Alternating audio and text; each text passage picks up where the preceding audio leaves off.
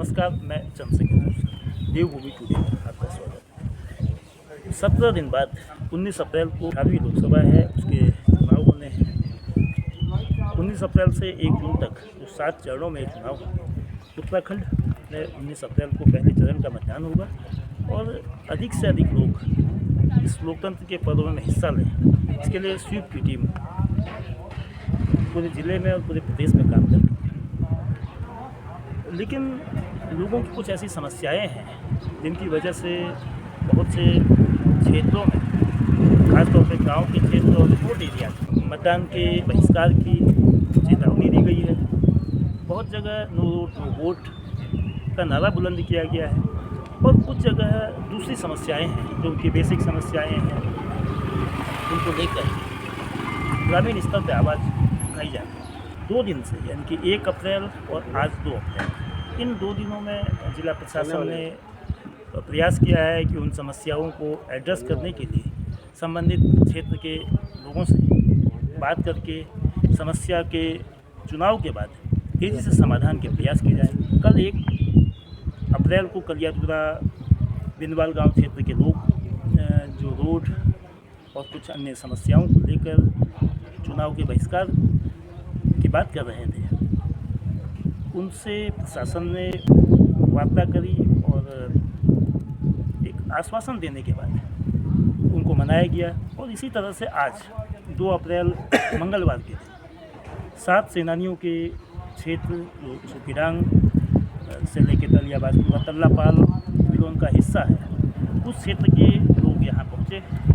जिलाधिकारी से बात, उनकी समस्याएं क्या थी वो खुद अभी बताएंगे। इस मुख्य रूप से उनकी समस्याएं सड़क 31 अगस्त 2022 को मुख्यमंत्री पुष्कर सिंह धामी ने तलियाबाज के राजकीय उच्चतर माध्यमिक विद्यालय के उच्चीकरण का ऐलान किया था। उसमें 7 कुल विद्यालय थे, लेकिन किसी भी विद्यालय का 1.5 साल से अधिक समय बीतने के बाद उच्चीकरण नहीं हुआ है। और कुछ अन्य समस्याएं जो भी, इसको जानने के लिए सीधे बात करते हैं उसी क्षेत्र के लोगों से। हमारे साथ प्रधान प्रतिनिधि हैं नौलापानी के गणेश राम जी हैं। तो गणेश राम जी, आज क्या बात थी, आप लोग क्यों आए हैं, क्या बात हुई आपकी? हमारी ये एक रोड की समस्या थी। मैं ग्राम पंचायत नौलापानी का स्थायी निवासी हूँ। फूलवाड़ी तोग है मेरा। तो कई समय से 2008 से लगे पड़े हैं रोड के चक्कर में। हमारी रोड केवल कठौला तोग तक कर चुकी है, बन चुकी है। उसके बाद हम लोग जो भी है, ऊपर की जो हमारी आबादी है, सब लोग हम रोड से वंचित पड़े हुए हैं।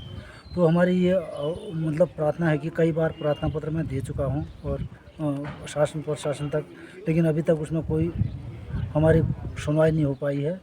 और इसके लिए मैं सरकार से मेरा एक अनुरोध है कि जो हमारी समस्याओं का निराकरण कर सके, उस पर हम निर्भर हैं। क्यों, हम वोट तो हम बार बार हम देते ही लाते हैं, लेकिन हमारी समस्या कोई सुनने वाला होता नहीं है। इस समस्याओं के संबंध में मैं अपनी जो भी समस्याएं हैं रोड के बारे में, पानी के संबंध में और इंटर कॉलेज, डिग्री कॉलेज, उसके स्कूल के संबंध में जो हमारी समस्याएं, उन समस्याओं को अवगत कराने के लिए मैं आपसे अनुरोध करता हूँ कि जो हमारी समस्या है उनका निराकरण करने की कृपा करें। सामाजिक कार्यकर्ता शंकर दत्त जोशी जी हैं।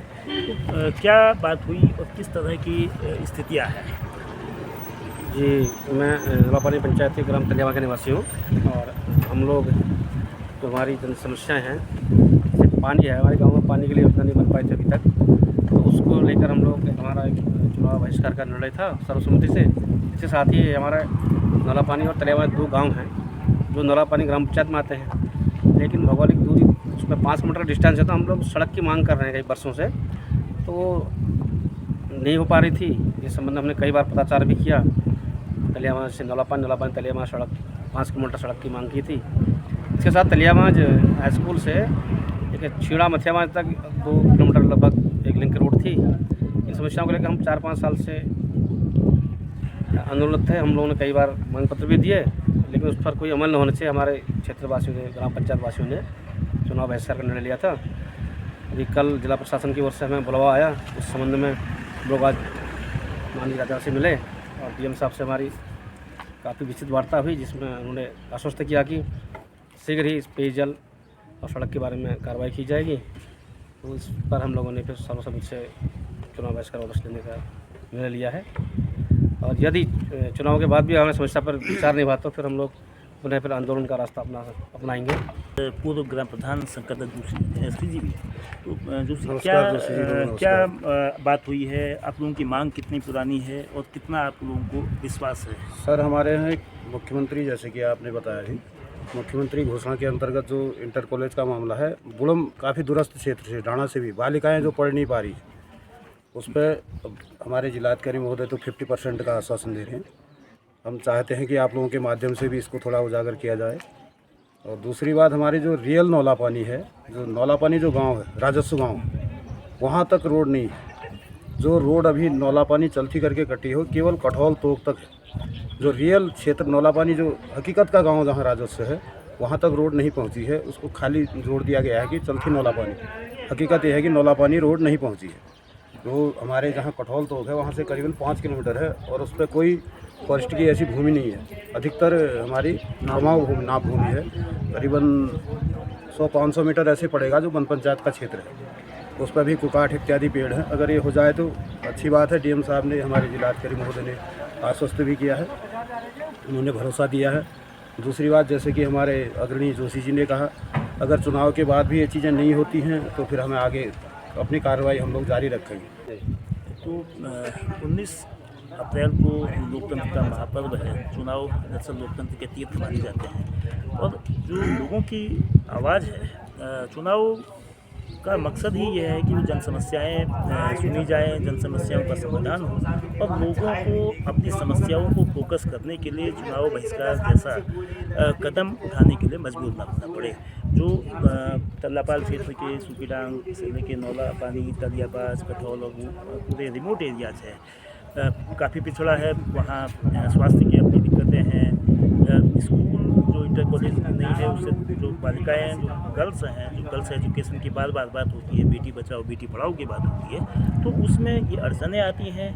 और इसलिए जाहिर है कि जो घोषणाएं की गई हैं, उस घोषणा के मुताबिक लोग चाहते हैं कि जल्दी से जल्द विद्यालय का भी उच्चीकरण हो, सड़कों की भी बात हो और जो अन्य समस्याएं हैं, स्वास्थ्य की वहाँ बहुत पुअर कंडीशन है, उसका निदान हो।